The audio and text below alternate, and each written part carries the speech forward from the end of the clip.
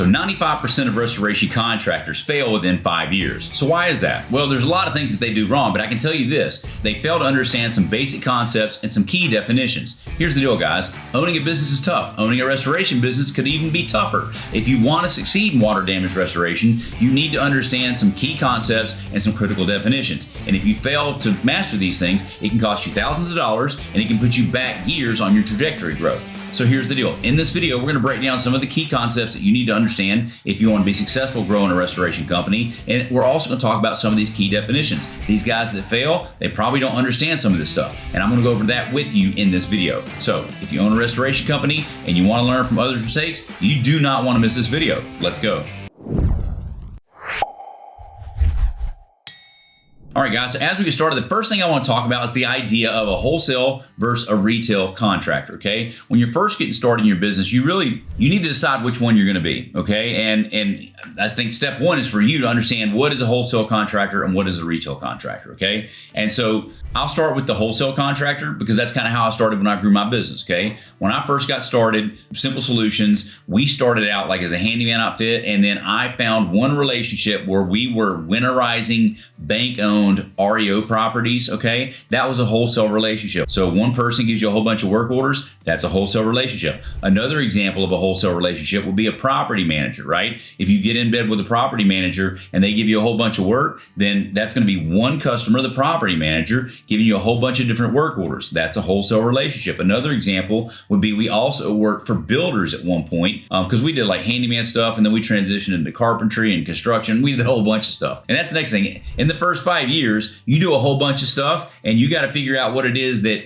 you really should be doing. And in the beginning, you do whatever you got to do to get cash and to be above critical mass where profit's greater than expenses. The real question is, will you grow up, prune the business, and only focus on the really profitable ones? That's what most people have to do, and not everybody does that, okay? But I digress, getting off the point. But so wholesale contractors, so you got property managers, maybe you're working with builders. Another one would be working with a TPA, right? You jump through one hoop and you sign up with Alacrity or Crawford Connection, and they give you a whole bunch of jobs. But that's one person, Crawford Connection, maybe signing your check or the insurance company. I don't even know how Crawford Connection does it, right? But I know you go through one packet, they give you a whole bunch of work. That's a wholesale relationship, okay? So retail is where you're contracting with the end user in each situation. Wholesale, you contract with one person, they give you a whole bunch of different jobs. Make sense?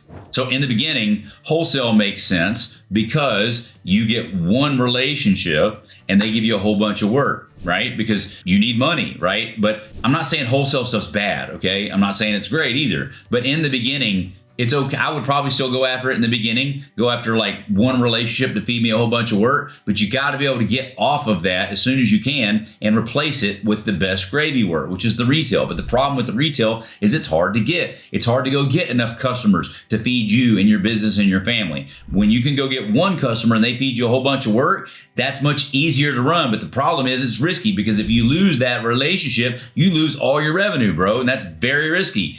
Ask me how I know, okay? And look, man, people die, quit, get fired, and it could be like whoever your point of contact is at that wholesale relationship, that wholesale environment, they may quit, they may change jobs, they may die, they go through a divorce, they have a mental breakdown. And I'm telling you, when they go, you go too. And I'm telling you, you do not want to build a business on the back of a wholesale environment, because if you lose that one dude, your whole business can vanish and vaporize just like that. It's very scary, okay? And ultimately, I like retail the best, okay? But it's harder to build. It takes longer to get there, but it's safer. Does that make sense? So think about it. We're going back to the wholesale thing. If you piss off one person in a wholesale environment, you could lose $1 million a year, okay? Whereas if you're selling pizzas, okay, at Papa John's, you piss off somebody, they might, you piss off one customer, but you might have 20,000 other houses that are buying from you. Like, so ultimately it's this, it doesn't even, like, it's not a blip on the radar. You don't even feel it, okay?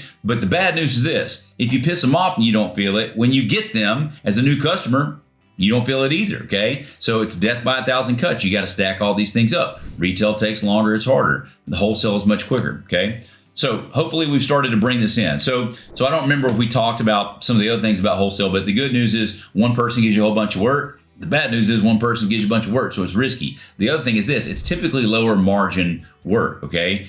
because I mean, that's just the way it works. If you're going to work for a builder and he's going to give you a whole bunch of stuff, he's going to expect you to take a pay cut in exchange for that amount of work that he gives you. That's the way that the world works, okay? And so the same thing's going to happen with the property manager. If they're going to give you a whole bunch of work, they're going to want you to give them a backdoor discount or maybe take it right off the top, either one. Same thing with TPAs. So with a wholesale environment, you're going to make less profit. You're going to get more revenue, but you will make less profit on each job. So hopefully at this point, we've fully described wholesale. Wholesale will be like Sam's Club, right? You're buying in bulk. Okay, and you're going to pay less on the margin because you're buying in bulk, okay? And the opposite of that would be in the retail. So Sam's Club will be wholesale, Target would be retail, okay? Instead of buying the big bulk stuff, right, you're buying the smaller individually packaged stuff, okay? Sam's will typically target small business owners, people that own vending machine companies and gas stations, just SMBs, okay? That's who they target. Whereas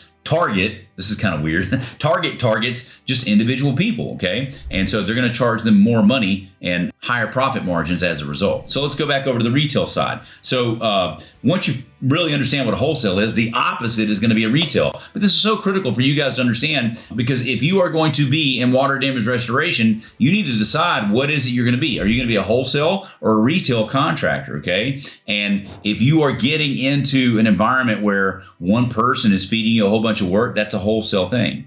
And it's not that wholesale is bad, but it does become risky. It does become risky because if you lose that relationship, you lose all of that stuff as well, okay? That's a wholesale relationship. So let's get back over to the retail stuff. So conversely, with the retail, you are working and contracting with each individual end user, okay? So in the example of if you want to sell 1 million pizzas, if you are going to be a wholesale pizza maker, you might go sign 2 contracts with 2 big hotels, and they do catering. So you can sign 2 contracts and sell 1 million pizzas. Whereas if you want to own a Papa John's, okay, and you want to sell 1 million pizzas, you might have to find 500,000 houses. Each one, let's assume they buy 2 pizzas a year. I have no idea, right? But either way, you've got to go find a bunch of John and Jane Does and sell them a bunch of pizza. So the reality is, it's just easier to find 2 customers than it is to find 500,000. But when you find 500,000, if you piss somebody off, it doesn't cost you the other 499,000. You just lose one, okay? And so if they even bounce and leave you, you won't feel it. But the bad side about being retail is once you go get an additional customer, it's not very much. You still don't feel it. But that's just the way that it is, okay? But I'm telling you, so ultimately, retail is the best. Retail is the best.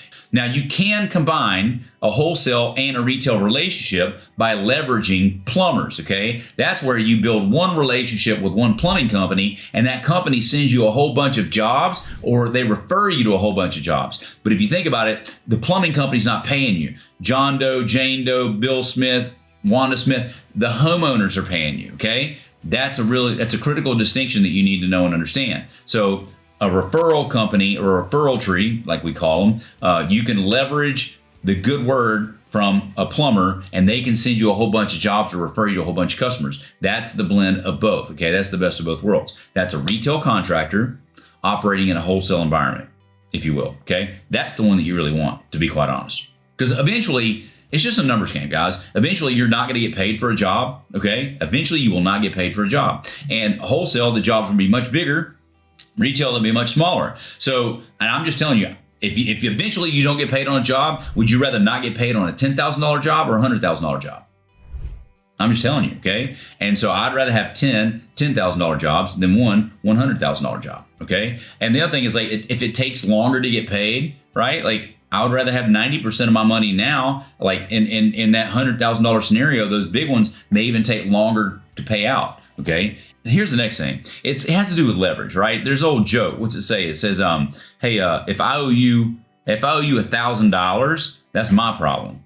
If I owe you $1 million, that's your problem. Okay. And that goes back to leverage too. The more money that somebody owes us, there's an invisible line there somewhere. Okay. I don't know where it is. It's going to vary company to company, but there's an invisible line that if they owe you money and they owe you too much, that ain't their problem no more. It's your problem because you are over leveraged and you need that money. You will be suffocating without that money. Guys, I'm telling you, This is how it works. Let me ask you a question. I don't know if y'all have ever noticed this or not, but there are these websites, okay, that you can go on, or at least there used to be, and you can go to these auction sites, and I would see like, I don't know, 100, 200, 300 DUs, and like 400, 500, 600 fans, all from a company. It says going out of business, and it's got all of their equipment on an auction block. And I just remember to this day, it petrified me. I was like, what in the world could possibly happen so bad that that company literally had to put all of their equipment on an auction site? Like, how does that happen? How do you afford to buy 400 DUs and then something happened? What happens that makes you auction it off like that? And like that question was like, it bewildered me. Well, guess what? I figured it out, okay? And it goes back to this. They ran out of cash. They just ran out of cash. Every business that goes out of business runs out of cash. So how do you run out of cash?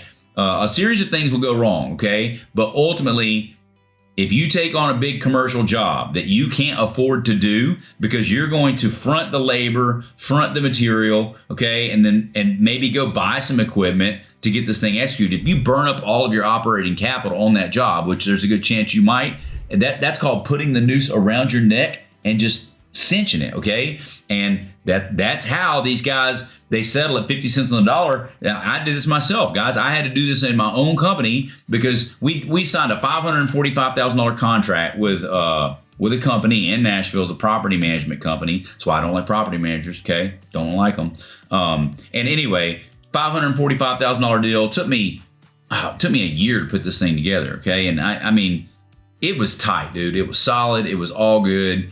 And once we started the project, we got halfway through a series of buildings, maybe the second round of buildings, and things started getting squirrely. And here's what happened. They pulled my property manager contact off the job as we got started, and they replaced him with this other douchebag. John is all I remember his name was. Teddy was the dude. John was the guy. Noble owned the company. These are real people, okay? Because Noble was a schmuck. He screwed me in the end too. And property managers they will screw you, dude. For an HOA, a property manager will throw you under the bus, dog. They will throw you right under the bus because they don't want to lose that client. That's another reason why I don't like them, okay? And so these guys, they screwed me over. But nonetheless, here was the deal. It was a big, huge contract, and I had gotten myself into a cash crunch. I did that several times running my businesses, but I'd gotten into a cash crunch, and they owed me like $145,000 or something like that. And I wound up settling for like $45,000. So why would you take 45 on 145? Okay. Because $45,000 will pay a lot of bills. $45,000 pay a lot of bills, and I needed my money. Okay. And so the point is this, the more money that they owe you, okay, the lower they got your pants tied around your ankles and you can't even run, okay? And they've got you screwed over. I'm telling you, the more money they owe you, the more dangerous it is. Please hear my lesson, okay? So I don't know where that line is for you, but if you don't stay ahead of your cash, dog, and you let it get too far one way or the other, then like, and this goes back to the same thing, like, how old is your AR, okay? Because I think there's a statistic that anything over 90 days, like 50% of it is not coming home. So if a bill goes to 90 days, if you've got $100,000, okay, in receivables, and that's 90 days old, you're only going to collect $50,000 of that, okay? There's a reason why it's aging, and and the longer it goes, the more that money ain't coming home, or the less you're going to get, okay? And I'm just telling you, so that's the reason why you got to stay on top of your receivables. Don't let that stuff get too old. And the lesson I'm telling you here, don't let somebody owe you too much money. If they owe you too much money, if I owe you $1,000, it's my problem. If I owe you $1 million, that's your problem. So hopefully you learn that lesson. All right. And this is a really important one. Like, stay ahead of your cash, guys. Stay ahead of your cash. All right. So retail, wholesale contractor, hopefully that makes sense. If you guys have a question, drop a comment down below and let me know. And by the way, if you like this video, hit the like and subscribe button if you don't mind. All right. All right. So the next thing, now that we've talked about retail and wholesale contractors and relationships and risk and getting paid, let's talk about adjusters briefly, okay? One thing that I've seen is so many people don't understand what an adjuster is. And like, there's a whole video that I can unpack on adjusters, and if you want to, drop a comment down below, adjuster, make a video on adjusters, and I'll do it. But one thing that's really important is there are different types of adjusters. You've got claims adjusters, field adjusters, staff adjusters, captive adjusters, and a lot of these are different ways to say the same thing, okay? So there's a lot of misinformation and confusion in the restoration industry as a whole. But one thing I want you guys to know is that there are different types of adjusters, and you need to know and understand what it is that you're dealing with and who it is you're talking to. You need to understand what it is you're dealing with and who it is you're talking to. And if you don't, then my friend, that is your situation. You need to figure that out. You need to understand the difference between a claim handler and an adjuster. You need to understand the difference between a staff adjuster and a field adjuster or an independent adjuster. And more importantly, you need to also know and understand that every insurance company, like State Farm, may call a staff adjuster this and an independent that, but then over at Allstate, they do it differently. You have to know and understand how carriers do it in your neck of the woods, okay? So that is your responsibility. Even if I sit here and tell you these things and you guys are in Topeka, Kansas and they do it different there, that's you got to learn that, not me. Does that make sense? I'm just trying to show you that there are differences, and I usually give you the examples based on what I found to be true, building my own business in Nashville, okay? But there's one thing you need to know. There's different types of adjusters. Moral of the story, you need to figure out who it is you're dealing with. Who is it you're dealing with? Now, let's talk about a specific type of adjuster, a large loss adjuster. There are these things called large loss adjusters. And a large loss adjuster is going to be somebody that will come out and they will only write claims. Well, they won't only write claims. If you're not a large loss adjuster, you will have a cap. You can't write a large loss unless you are a large loss adjuster. Okay, so a large loss adjuster can handle a $5,000 or $6,000 claim, but someone that is not a large loss adjuster cannot handle a $90,000 or $100,000 claim. That's the real important distinction. Now, why does this matter? Well, one of the times we were doing a job after the ice dams in 2015 in Nashville, we had an adjuster come out, and I can't remember. I think it was Liberty Mutual, maybe Safeco. I can't remember. It's all the same family anyway. But they sent a guy out, and this was a huge home, man. It's like $3 million house, and this was almost a decade ago. And we had 12-inch crown, 12-inch poplar crown, and like this adjuster was writing to detach and reset it. Okay, and like, bro, you ain't detaching and resetting 12-inch poplar crown, because you're going to have a pry bar, okay, to get that crap out, because that stuff, a lot of times, it's not only shot in, they may even screw it in, okay, with some trim nails. Like, the way that you build a $3 million house is just different than the way you build a $300,000 house. That's the fact. And when you're dealing with big 12-inch crown, it's just a different animal. Well, just know this. This adjuster came out and he wrote his scope, and his whole thing, he came out and it was like $49,000, okay? And I was like, detach and reset. I'm like, dude, we ain't detaching and resetting that. That's like trying to tear up the tile, wash it off, scrape the mortar off, and then glue it back together. I ain't doing that. And that's the next thing. Dude, I don't pull nails out of shoe mold or crown. I don't do that, okay? Like, y'all ain't paying me to do that. Because it's got to look good when I put it back. So when I pull it, I throw it away. Now, I'm not say there's not some cases that I wouldn't detach and reset, but I'm not doing it just because I'm trying to save the carrier some money, okay? If a couple nails would come out, here's the deal. Does it look like pre-loss condition? Is it going to look great? Yes or no? If it's not, go get some new stuff, dude. Go get some new stuff. I'm not saying you can't use the old stuff, but you're not obligated to use the old stuff, okay? That homeowner did not have a bunch of shoe mold with a bunch of nail holes in it. Okay, it was brand new with no nail holes. They shot nails in it and painted it and puttied it up and didn't have all the little pry marks where you're pulling it off. You got to restore it to pre-loss condition, guys. It needs to look pristine. And it is your job not to yell at the adjuster, but simply convey to them like, hey, why don't we get some new stuff here? This stuff's kind of banged up. Or, hey, rather than charge you guys for nails, let's just write for new. Okay, so y'all hear me. A lot of times I am adversarial with adjusters, but it's more just the tone, like, and the posturing I'll take. There are plenty of times that I'm a nice guy. There's plenty of times that I'm a nice guy. So sometimes y'all just get me fired up in these videos. So I'm not always adversarial with everybody. If they're going to be willing to work it out with me, I'm here to work it out with them as well. Okay. But I just want you to hear that. You're not obligated to go polish a turd and put it back, and you don't have to be rude with them when you're talking to them. But if you want to, you can. But just know this, you're better off killing them with kindness than anything else, all right? Let's go back to this $49,000 job that we were talking about. And this adjuster wrote it was $49,000, and I was like, I knew it wasn't going to be that. Well, long story short, come to find out, This guy was not a large loss adjuster, okay? And guess what his limit was? 50,000.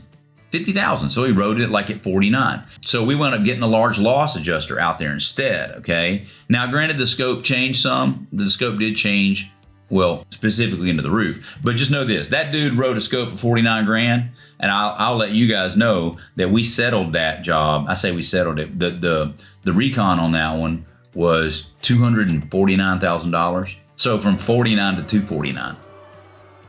You know what I'm saying? And it just goes back, it's a product of getting the proper guy out there. Now, number one, the kid didn't know what he was doing, but the kid also couldn't write more than that. Now, why would they write you a $49,000 scope? Because, bro, some of you guys would accept that. And for me, too. Like, when I was early on in my career, I had no idea what I was doing. I remember my first job that I did, it was so low. It was like $2,500. I dried hardwoods for like 5 days. I can't remember. I don't think I tore a shower pan, but like it was so bad and so low. Like, and I think $2,500 might have been like the dry out and the put back.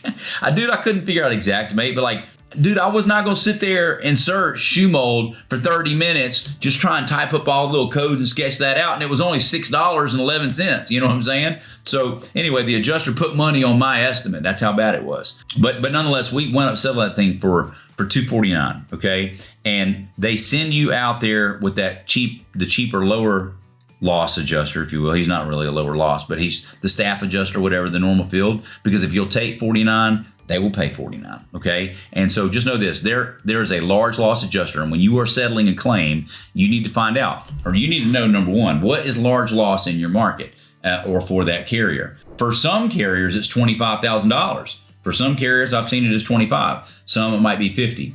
I don't know what the rhyme or reason is, but here's the way you can approach that.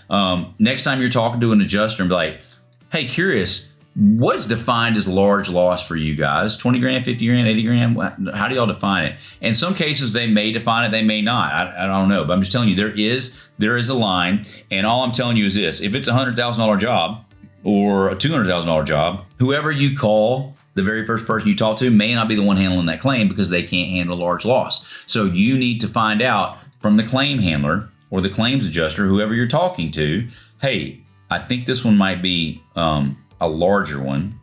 If this goes to large loss, will you be the one handling it? Yes or no? And sometimes they'll say no, it'll go to our large loss department. Cool. Just so I'll know, what is that dollar amount for you guys? And find that out. You should know for every carrier. You should want to know that for every single carrier. But just know this, if it's a large loss, find out if who you're talking to can write large loss. If they can't, find out who it would go to, because you don't want to broker a deal with someone that can't close a deal over 50 grand. Okay? If you're at 85 grand and they can't go over 50, you're not getting over 50. So you got to get to the large loss person. Okay? That's what I'm telling you. Now, another thing about large loss, ADD moment while we're here, large loss matters too, because there's something you will hear about. It's called a mortgage company. And if a dollar amount exceeds a certain value, maybe 25,000 or 50,000 or 10,000 in some cases, but if it exceeds a certain value, the mortgage company is required to be placed on the check. Now, why does this matter? Because you don't need to start any reconstruction jobs at all, ever, under any circumstances until you get paid. And you need to have that money in your hand. Okay, you need to have the money in your hand. And so just because the check is coming to you, don't start until you got the check in your hand. Because if it says pay to the order of Shane O'Dazier, great, and Bank of America, bro, you can still be 2 months away from getting any of that money.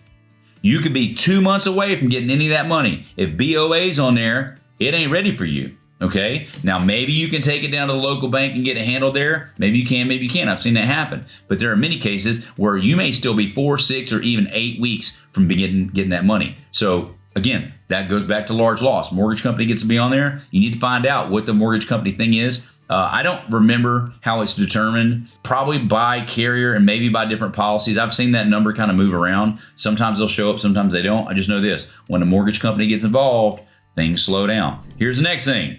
When you're turning in your water mitigation or your water damage estimate or invoice, whatever you want to call it, I mean, it's an invoice, but whatever. They're going to call it an estimate, so why call it what it is? So, but when you turn it, you need to turn that in before the recon is cut. You need to turn in your water damage invoice / estimate before the recon is done, because the recon is typically much larger than the water mit, okay? And if the recon exceeds the large loss limit where the mortgage company gets put on that, what I have seen to be true is typically the mortgage company will get put on every subsequent check after that. And I have seen our water damage check get held up because the mortgage company got put on there. So again, make sure that you're turning in your water MIT before the recon goes in there, okay? Side note. All right, so now let's talk about reconstruction. Here's one thing that if you want to be successful with reconstruction, here's one thing I found to be true. Number one, we would sign the water damage job and the reconstruction job on day one, same time. We would not go write an estimate without having them under contract, okay? If you have questions about that, say tell me more down below, but we would have them sign the work off number one, credit card guarantee number two, and the reconstruction agreement number three, and those would be back to back to back. And if you stop signing any one of those, you didn't get the next two, okay? Work off one, credit card guarantee number two, reconstruction agreement number three. And so you always want to be under contract before you do any work, okay? You don't want to go write that estimate for free. The bigger thing that I would say about reconstruction is this. If you want to be successful with that adjuster, you are better off showing up with your estimate in hand, okay? So we stopped using xactimate on our water damage stuff, but then our reconstruction team was still write in xactimate because it was faster for them to sketch. So whatever, they do whatever you want, right? Whatever's faster for you guys. But here's my point. When you're walking with the adjuster, it's better to have your scope in your hand and y'all can talk about the scope right then and there. And if you can get him to agree to your estimate, like just with it in your hand, you can send in the ESX files or whatever it might be, as long as he is going to go off of that. Because believe me, if he ain't got to sketch that thing and write that thing because you got it there, you're going to save him time. You're going to save him money. Here's my point. You're better off hustling out there, writing your reconstruction in the first 3 days, 4 days of that water job. So when the adjuster shows up, you have your scope of work and your estimate in hand. Walk it with your estimate.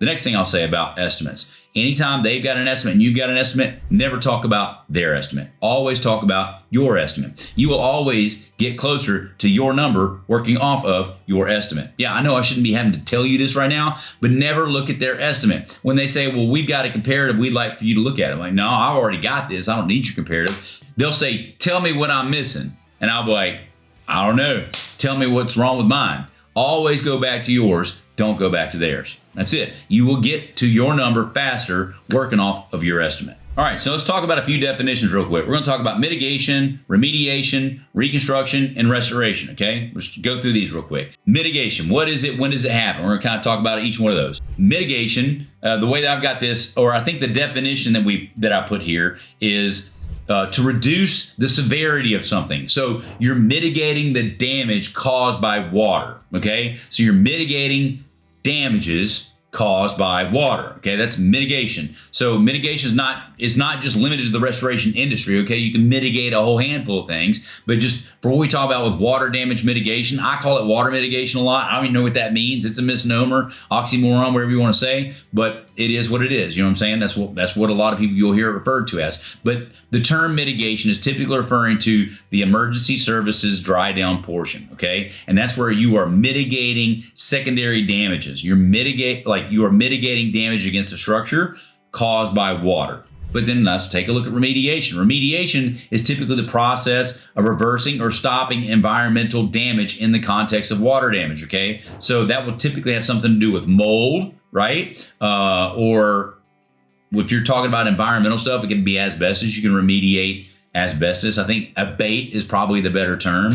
I don't have the two definitions of abate and remediation, but usually when you hear remediation, it's going to be talking about mold remediation, okay? And that's going to be an environmental cleanup, specifically against pollutants, okay? So water damage, water mitigation, drying it out, stopping the secondary damage. Remediation, cleaning up the environmental stuff, a lot of times specifically talking about mold remediation, water mitigation, okay? Now, the next thing we got, just reconstruction. So reconstruction is when you're actually putting the stuff back together. So it's already been dried, it's already been remediated if need be, but the bleeding is stopped, everything's done. Now it's time to put it back together. That is reconstruction. That is reconstruction. All things been dried, all the water's gotten out, all the mold's gotten out, all the asbestos is out, okay? Lead paint's all done, and we're ready to go back with a clean scope of work. That is called reconstruction, okay? So mitigation, water, remediation, mold, reconstruction, putting it back together.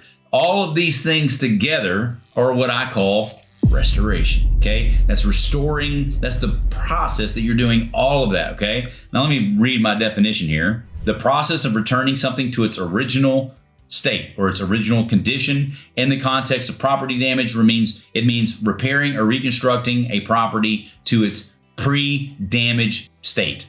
Okay, that is restoration. And the next problem that I see a lot in restoration is a lot of people, it's not like left to right. It doesn't work that way. Okay, you have a restoration project. It's like the sun, the center of the universe, and you've got water mitigation here, right? Water damage mitigation right here. And maybe you got contents right here, and maybe you got mold right here. And so think of this almost like maybe my editor would be able to throw up like an atom, or maybe the COVID virus, right? You can show up that little thing. They got all these little gnarly nodes on it. Those are aspects of the overall restoration project. Does that make sense? So you've got the core, whatever the thing is, you've got all these other aspects. The problem is we always think of it linearly, and it doesn't happen linearly because it doesn't happen on every single job. Sometimes it does, sometimes it doesn't. But for whatever it's worth, I think a lot of people just, they fail to understand these things in restoration, and it winds up causing a lot of problems, okay? So let's talk about a couple of other terms as we go through. Two of them. One of them is additional living expenses, and the other one is loss of use. There's a little bit of a difference. So ALE or ALE or additional living expenses, costs that a homeowner or renter incurs when they are temporarily displaced from their residence, typically from a peril like fire, flood, or storm. Additional living expenses typically covers things like hotels, meals, other things like that beyond the usual living expenses that after they had to move out, okay? So it makes sense. Additional living expenses. That's usually more in the residential section. We go over to loss of use. This is typically something done in the commercial setting. A provision in an insurance policy that provides compensation for the loss of property due to damage of a covered event. This coverage includes ALE, but may also include loss of use might be rental income, okay? So if it's a rental property and you were making $4,000 a month on that property, it's going to pay the business or pay the LLC, whoever owns that, the loss of use, the loss of rent. So, or if you see, like we just had a bunch of hurricanes down here in Florida and it flooded all of our restaurants. So not only is he going to pay